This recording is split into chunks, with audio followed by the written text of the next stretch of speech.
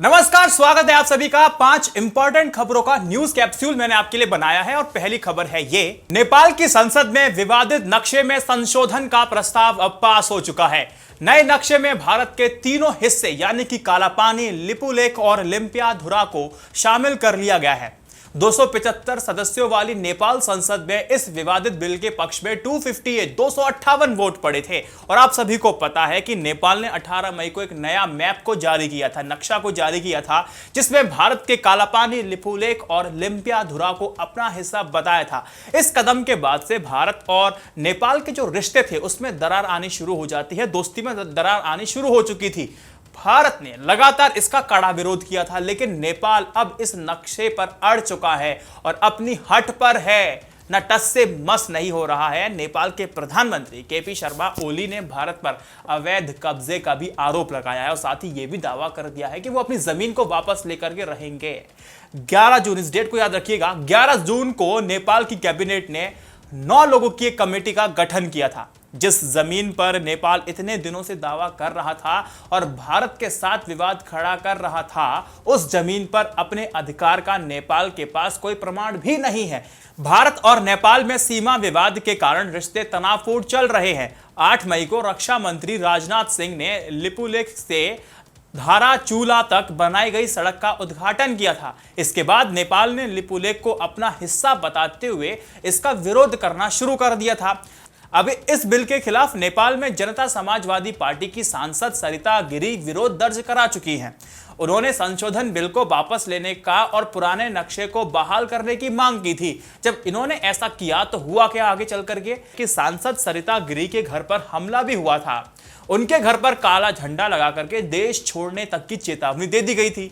अगली खबर, चीन की राजधानी बीजिंग के कुछ प्रांतों में एक बार फिर से कोरोना वायरस के नए मामले अब सामने आ रहे हैं। नए प्रांत में नए मामले सामने आने के बाद चाइना की सरकार सख्ते में आ गई है। वो हैरान है, परेशान है, उसको समझ में नहीं आ रहा कि ये हो क्या रहा है। अब इस पर रोक के लिए बीजिंग के इन प्रांतों पर वॉर टाइम इमरजेंसी मोड का इस्तेमाल कर दिया गया है।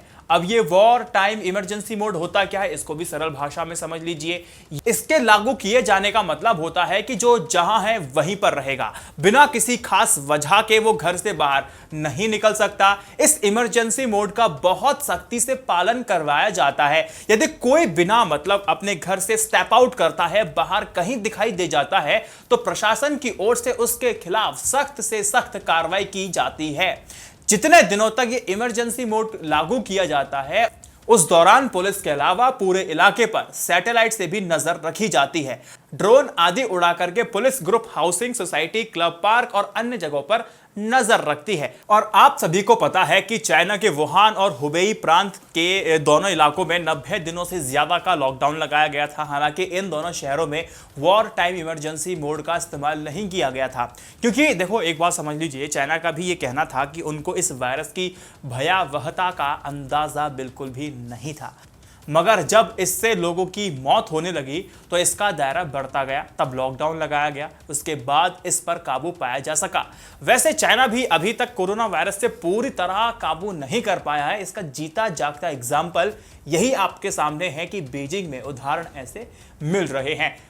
पूरा देश जहां इस समय अनलॉक की तरफ बढ़ रहा है, वहीं पंजाब एक बार फिर लॉकडाउन की तरफ बढ़ रहा है। सरकार ने अभी वीकेंड में किसी भी छुट्टी वाले दिन संपूर्ण लॉकडाउन का ऐलान कर दिया है। अब जिसमें आवश्यक सेवाओं को छोड़कर के किसी को भी घर से बाहर निकलने की इजाजत नहीं होगी, अनुमति नहीं होगी।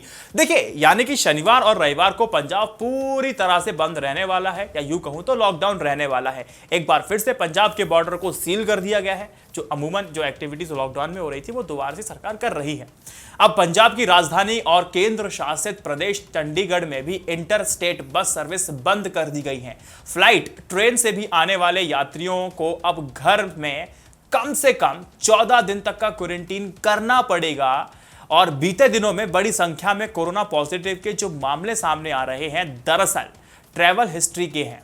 और खबर तो यह भी है कि पंजाब सरकार ये भी विचार कर रही है कि दिल्ली और अन्य स्टेट से पंजाब में आ रहे लोगों के लिए कोविड टेस्ट अनिवार्य मैंडेटरी कर दिया जाए। हालांकि इसे लेकर के अंतिम फैसला किसको लेना है? पंजाब पुलिस को लेना है, हेल्थ विभाग को लेना है और मेडिकल एक्सपर्ट्स की राय के बाद ही लिया जाएगा कि मैंडेटरी करें या ना करें। अगली खबर, पीएम केयर फंड के लिए स्वतंत्र ऑडिटर की नियुक्ति कर ली गई है। तालियां बजाइए इस बात के लिए।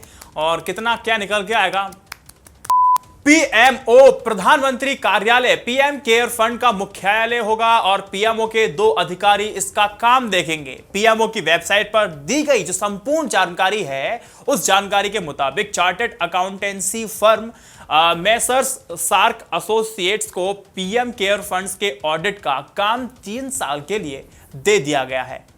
पीएम केयर्स फंड ट्रस्ट के ट्रस्टीज की 23 अप्रैल को हुई बैठक में यह फैसला ले लिया गया था। अब आपको यह भी बता दूं कि चार्टर्ड अकाउंटेंट सुनील कुमार गुप्ता की फर्म मेसर्स सार्क एसोसिएट्स प्रधानमंत्री राष्ट्रीय राहत कोष को भी ऑडिट करने का काम देखती है।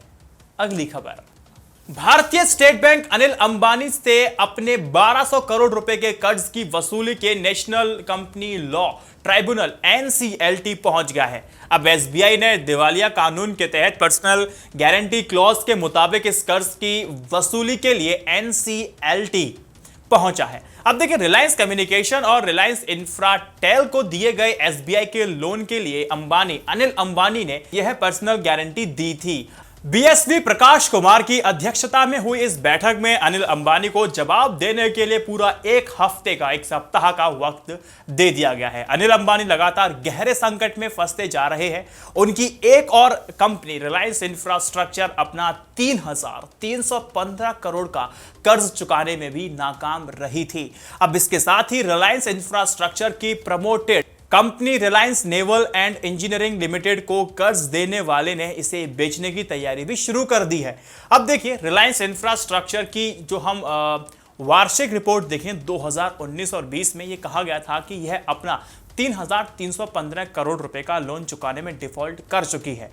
अपनी 33 अलग अलग कर्जदाताओं और non convertible debenture series NCD का पैसा चुकाने में भी ये नाकाम रही है। अब इस बीच समूह की company Reliance naval and engineering को IBC के तहत बेचने की तैयारी शुरू कर दी गई है। अब इस पर 43,587 करोड़ रुपए का कर्ज है। इसकी वसूली के लिए बेचने का जो प्रोसेस है वो भी शुरू हो चुका है। अब इसके प्रमोटर कंपनी रिलायंस इंफ्रास्ट्रक्चर ही है, तो इनके जो तारे हैं ना वो गर्दिश में चल रहे हैं।